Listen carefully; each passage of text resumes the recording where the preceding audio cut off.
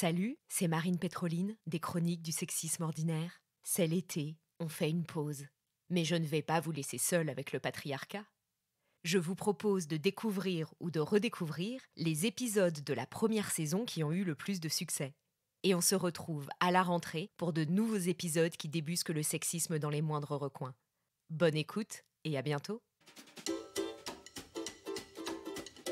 Bonjour, bienvenue dans les Chroniques du sexisme ordinaire, le podcast qui décortique les inégalités de genre insoupçonnées. Je m'appelle Marine et avec vous je passe à la loupe des sujets pas si anodins, de la taille des poches de pantalon au calcul du PIB.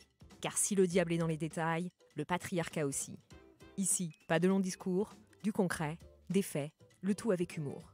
Épisode 4, Madame ou Mademoiselle ?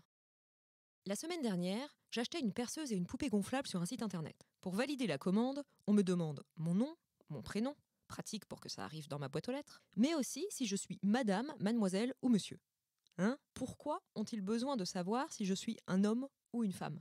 Je pourrais aussi ne pas me retrouver dans cette binarité. Et dans le cas où je me déclare femme, pourquoi me demander si je suis mariée ? Est-ce que les mecs doivent choisir entre monsieur et mon oiseau ? Cette histoire de mademoiselle, c'est peut-être un détail pour vous, mais pour le patriarcat, ça veut dire beaucoup. Mais avant d'aller plus loin, je voudrais accueillir Bernard. Bernard travaille à la comptabilité nationale. Rappelez-vous, on en a parlé dans l'épisode sur le PIB. Bonjour Bernard. Bonjour Marine. Alors Bernard, vous avez voulu venir aujourd'hui dans le podcast. Oui, pour avoir un droit de réponse, car vous n'avez pas été très tendre avec la comptabilité nationale. Vous savez, on fait ce qu'on peut, parce que le PIB... Bernard, on va pas reparler du PIB aujourd'hui. C'est le genre de sujet, on y va à petite dose. Pourtant, c'est passionnant, mais bon, chacun ses goûts. Aujourd'hui, on parle de mademoiselle. Bon, ok, c'est bien aussi. Cool, on fait ça ensemble alors. Mais Bernard, ça vous embête si on se tutoie ? C'est un peu osé, mais bon, ok. Allez, c'est parti. Techniquement, mademoiselle est un titre de civilité, comme madame, monsieur, maître pour les avocats ou les notaires, professeur pour les mecs à lunettes qui braquent des banques, Your Majesty pour les vieilles dames en tailleur pastel qui se baladent en carrosse, sainteté pour les vieux monsieur en robe blanche qui habitent à Rome. À l'origine, mademoiselle désigne une femme noble mais sans titre, alors qu'une madame a un domaine, genre un château, et un titre, genre comtesse. Mais au XVIe siècle, les femmes n'ont plus eu le droit d'hériter d'un domaine et du titre associé. La seule façon d'être titrée, donc d'être madame, c'était de se marier et de porter le titre de son époux. Par exemple, si ton père était duc de Carabistouille, tu ne pouvais pas, à sa mort, devenir duchesse de Carabistouille. C'était ton frère, ton cousin, ton oncle ou un autre mec de ta famille qui devenait duc. Si tu te mariais pas avec un autre duc, comte ou marquis de Perlimpinpin, tu devenais une mademoiselle, une noble sans titre. Et ça, c'était la loose, t'étais plus invité aux soirées. Par extension, on a appelé mademoiselle toutes les jeunes filles non mariées de bonne famille. Dans les classes populaires, c'était plutôt femme de Pierre, fille de Paul ou sœur de Jean-Kévin. Mais c'est vieux tout ça. Alors, plus proche de nous, on appelait mademoiselle, jusque dans les années 60-70, les femmes employées à des postes peu qualifiés. Vendeuses, opératrices du téléphone, employées de maison, qu'elles soient mariées ou non. Madame, c'était pour une femme dans une position d'autorité et d'indépendance, par exemple les commerçantes ou les directrices d'école. Dans tous les cas, on ne trouve pas dans l'histoire d'usage répandu d'un terme équivalent à mademoiselle pour les hommes. Bon si, il y a damoiseau ou mon damoiseau. Bernard, tu utilises mon demoiseau au quotidien pour interpeller ton stagiaire ou un serveur ? Utiliser mademoiselle revient à distinguer les femmes par leur statut marital sans qu'il y ait d'équivalent chez les hommes. Avec l'idée que pour les femmes, en dehors d'une mise en ménage avec un homme, point de salut. Ah, ça c'était avant. Ah ouais ? Alors pourquoi vieille fille est encore si péjoratif ? Pourquoi on nous arrose de comédies romantiques où le but de la vie c'est de trouver un mec et rarement une autre meuf curieusement ? Tout ça, c'est un bel héritage de la Révolution puis de l'Empire. À la Révolution, on a aboli les privilèges des lignées nobles et on a instauré le couple à la place de la lignée comme unité de base de la société. Et après la Révolution, qui est-ce qui arrive et dit « Vous vous êtes débarrassé du roi ? Cool, je peux devenir empereur !» Bienvenue dans le top 50 des plus gros misogynes de l'histoire. Alors Bernard, que faut-il noter cette semaine dans le classement ? Il avait fait une entrée fracassante à la 20e place après avoir déclaré « La femme est donnée à l'homme pour qu'elle lui fasse des enfants, elle est sa propriété. » Popoléon, de son vrai nom Napoléon Bonaparte, fait cette semaine une progression spectaculaire grâce à une petite phrase qui a fait le buzz dans tout Paris. La nature a fait de nos femmes nos esclaves. Ça a payé, et Popoléon pointe à la 3e place du classement. Napoléon ne s'est pas contenté de penser et de dire ces horreurs. Il en a fait des lois, inscrites dans un code civil, le Code Napoléon, qui a régi et pourri la vie des femmes jusque dans les années 70. Pendant que Monsieur Napoléon est enterré aux Invalides sous une coupole dorée dans 5 cercueils qui ont dû coûter bonbons aux contribuables. Et ça dit quoi, le code Napoléon ? Alors, à partir de 1804, avec le Code Napoléon, les femmes ont un statut juridique inférieur à celui des hommes, tout comme les mineurs, les fous et les délinquants. Une femme ne peut pas gérer ses propres biens, elle n'a pas l'autorité parentale sur ses enfants. Si elle trompe son mari, le cocu peut l'enfermer dans une maison de correction. L'inverse, évidemment, n'est pas vrai. Et s'il la surprend avec un autre homme et la tue, alors il est excusable. On appelle ça un permis de féminicide. Une femme ne peut pas faire d'études, passer un examen, voyager ou travailler sans l'autorisation de son mari. S'il est d'accord pour qu'elle travaille, c'est lui qui touche le salaire. À ce stade, on n'est pas loin du proxénétisme. En fait, le mari a tous les pouvoirs. Sa femme, considérée comme une éternelle mineure, lui doit une soumission totale. Ainsi, sous l'autorité d'un chef de famille, l'ordre règne dans les foyers et au-delà, dans toute la société. Les Pokémon sont bien gardés. Pour détricoter ce foutu code Napoléon, il aura fallu beaucoup de temps et d'énergie. 1907, une femme mariée peut toucher elle-même son salaire. 1938, une femme n'est plus considérée comme mineure. 1965, réforme des régimes matrimoniaux. Une femme mariée peut ouvrir un compte en banque et exercer une profession sans l'autorisation de son mari. C'était il n'y a pas si longtemps, ma grand-mère avait 45 ans et ma mère 17. 1970, l'autorité parentale est commune et partagée entre les 2 parents. On supprime le terme chef de famille. Ma mère se marie en 1976, elle aura donc eu, jusqu'à mes 18 ans, l'autorité parentale sur ma personne. 1974, toute condamnation spécifique de l'adultère féminin est abolie. Il aura donc fallu 170 ans, au cours desquels nombre de femmes ont vu leur destin bridé et parfois leur vie brisée par ces lois. Lois qu'on ne s'est pas contenté de garder pour nous. Quand on aime, on partage. Le Code Napoléon a servi de base au Code civil d'autres pays, comme la Belgique par exemple. Mais tout va bien maintenant, ça a été abrogé. C'est pas si simple, Bernard. Les lois, en régissant le fonctionnement de la société, percolent dans les us et coutumes.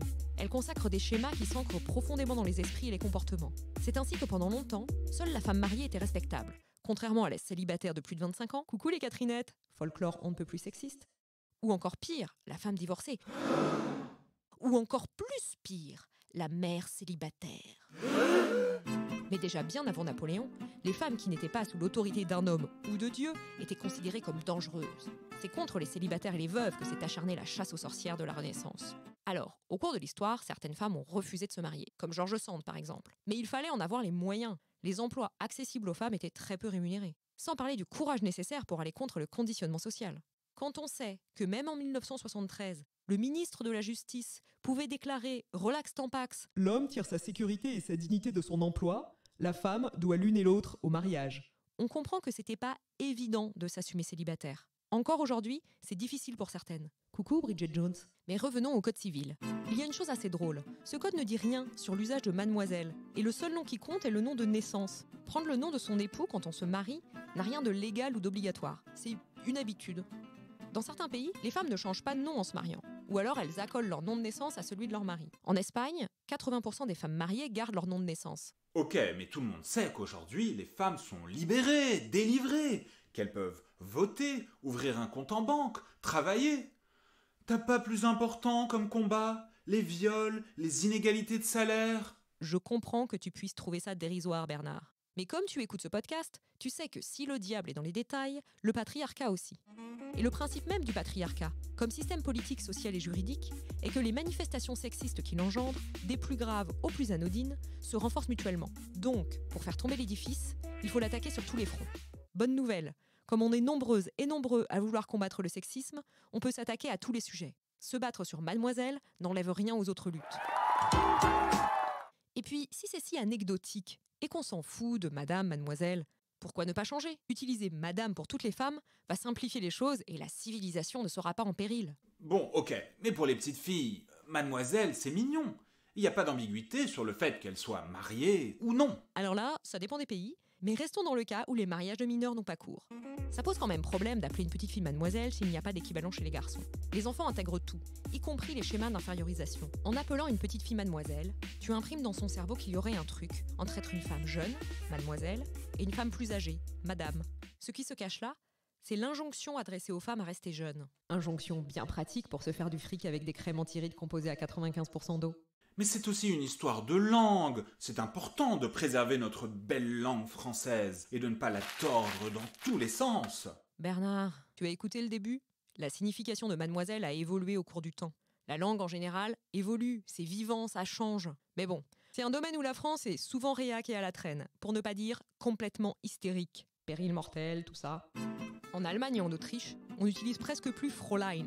C'est Frau pour toutes les femmes. Les anglo-saxons ont inventé le MS pour ne pas avoir à choisir entre le Miss et Mrs. Ok, mais si je dis mademoiselle, je vais payer une amende ? Je vais aller en prison ? Non, Bernard, tu ne vas pas aller en prison. Déjà que les violeurs, dans 99% des cas, n'y vont pas, tu as de la marge. Mais y a pas une loi qui est passée ? Alors, après un véritable serpent de mer législatif dont je te fais grâce, en 2012, François Fillon, à l'époque Premier ministre, rend l'argent, émet sur proposition de Roselyne Bachelot, mettez des crocs, une circulaire qui préconise la suppression du terme mademoiselle de tous les documents officiels, ainsi que les termes non patronymiques, non d'épouse, non d'époux. On parle ici des formulaires de l'administration publique. Mais bon, l'idée, c'est quand même, à terme, d'arrêter partout. Pour un travail, par exemple, on n'a pas le droit à l'embauche de vous demander si vous êtes marié, si vous avez des enfants ou avez l'intention d'en avoir. Au cas où vous ne le saviez pas, c'est illégal, c'est une pratique discriminatoire. Mais si les RH, pour établir votre contrat, vous demandent de choisir entre madame et mademoiselle, c'est pourquoi le ministère du Travail et celui de l'égalité homme-femme incitent les entreprises à adopter un langage sans stéréotype, où on bannit mademoiselle, nom de jeune fille, nom d'épouse. En fait, c'est pas compliqué. Madame, monsieur, nom, prénom, point, ça suffit. Après, le langage étant révélateur des mœurs, si tu as envie de continuer à appeler les femmes mademoiselle sans leur demander leur avis, et ainsi perpétuer des stéréotypes sexistes, tu vois ça avec ta conscience. Attends, ma collègue Josiane, elle n'est pas mariée, et elle aime bien qu'on l'appelle mademoiselle. C'est une petite coquetterie. Elle dit que c'est comme Jeanne Moreau. Effectivement, Jeanne Moreau tenait beaucoup aux mademoiselles. C'était son droit, et c'est celui de Josiane. Tu peux même être féministe et te faire appeler mademoiselle, comme tu peux être féministe, t'épiler, te maquiller, te marier à un individu de ton choix ou pas, avoir des enfants ou pas, tant que c'est ton choix, éclairé et conscient. Merci Bernard de m'avoir accompagné aujourd'hui. Et merci à vous, mesdames et messieurs, de nous avoir écoutés. On reparlera de tout ça. Car le sexisme, c'est comme le cercueil de Napoléon, c'est du solide. Si vous voulez aller plus loin, je vous recommande le livre Madame Mademoiselle de Laurence Wacky et un article de recherche Madame ou Mademoiselle, mode de désignation sociale et passage des femmes à l'âge adulte de Natacha Ordioni. Je vous mets toutes les références dans les notes. Si vous aimez ce podcast, si vous pensez que le monde ne se porterait que mieux si plus de gens l'écoutaient, abonnez-vous, parlez-en autour de vous et mettez 5 étoiles avec un commentaire gentil de préférence dans Apple Podcasts, Spotify ou votre plateforme préférée. Vous pouvez aussi nous suivre sur les réseaux sociaux, Facebook, Instagram. Et si vous avez des histoires insolites de sexisme, n'hésitez pas à m'en parler. Je serai ravie de les raconter dans une prochaine chronique. À bientôt. Cet épisode a été enregistré au studio La Poudre à la Cité Audacieuse. Merci à la Fondation des femmes pour son soutien.